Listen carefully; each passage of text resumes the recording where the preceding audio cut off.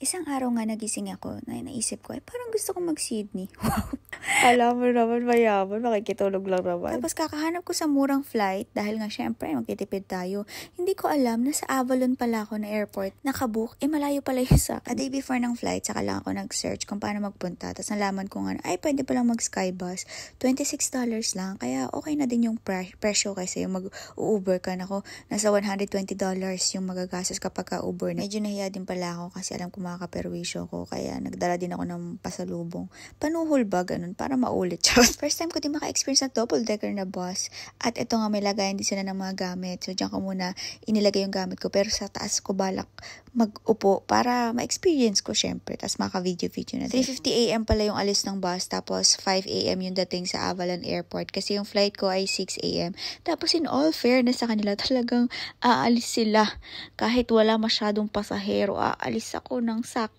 Ayan na nga, nakarating na nga ako sa Avalon Airport na mas maliit nga siya sa Tullamarine ba? Basta yung gano'n, yung sa main airport sa Melbourne. Tapos ito yung itsura niya sa loob. At kung hindi ka pa nakaka-check-in online, pwede ka mag-check-in dyan. Pero naka-check-in na ako online, kaya hassle-free na.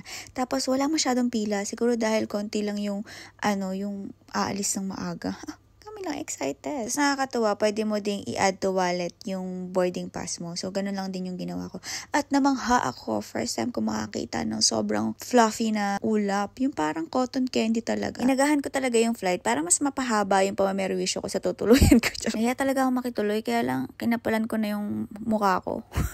Nawala na hiya ko kasi syempre, mahal kasi na accommodation. Tapos ang ina-expect ko lang talaga, pagdating ko doon, makikihila-hilata lang ako sa bahay. Ganun lang kasi yung bakasyon sa akin, yung makikitulog-tulog lang, kakain.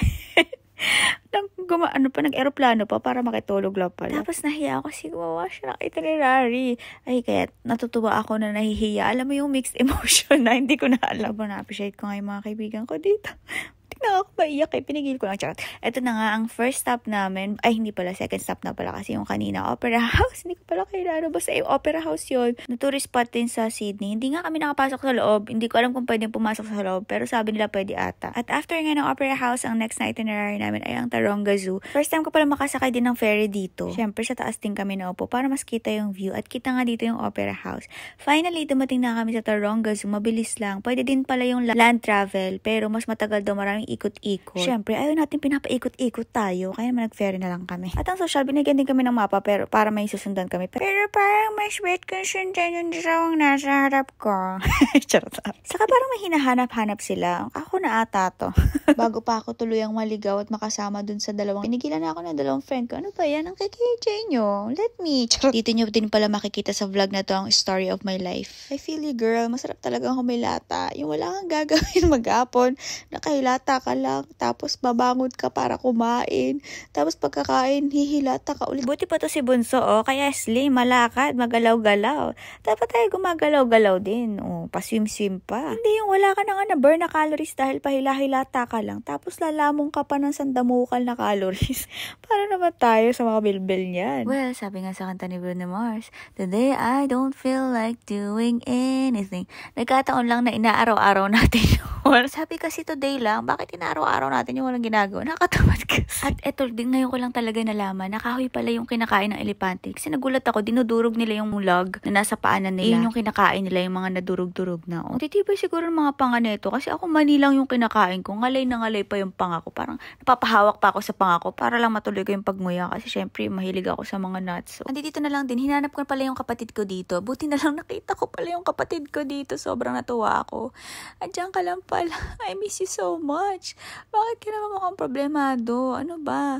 Ang iniisip mo lang naman kung anong kakainin mamaya. Tapos medyo worried ako kasi tatlo yung kapatid ko. Bakit isa lang yung nakikita ko dito? Kailangan kong makita yung iba. Where are you, folks? At pati siya, nabore talaga siya. Kaya naganap na siya ng maaaway niya. Pumunta siya dun sa isang Eto na. Ito pala isang kapatid ko. Ay, nag-aaway na sila. Bakit mo kinain yung cake ko na nasa ref? Sabi ko, wag mong gagalawin yan. Abang malay ko sa'yo, hindi mo naman nalagyan ng pangalan. Ay, sumasagot ka pa? Ay, galing.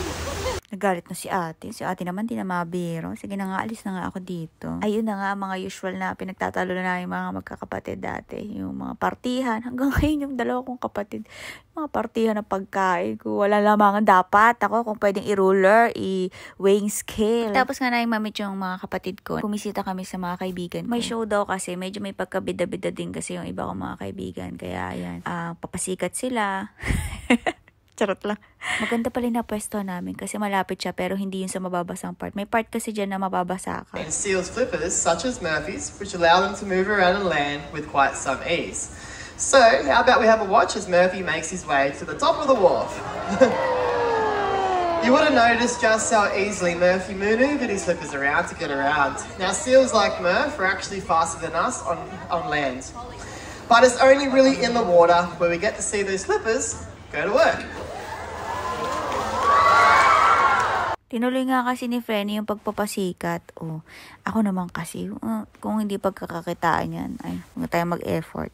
In fairness, nalibang ako sa panonood ng show nila. Ang tatalino nilang, nilang umano ng instruction. Tsaka may mga signal-signal na hindi lang natin napapansin, pero may mga hand or body signals para gagawin nila yung isang activity. At yun muna for now. Sa susunod na yung mga ibang video ng iba't ibang klase pa ng animals na nakakalibang pala dito sa Taronga Zoo. Ayun lang. Bye!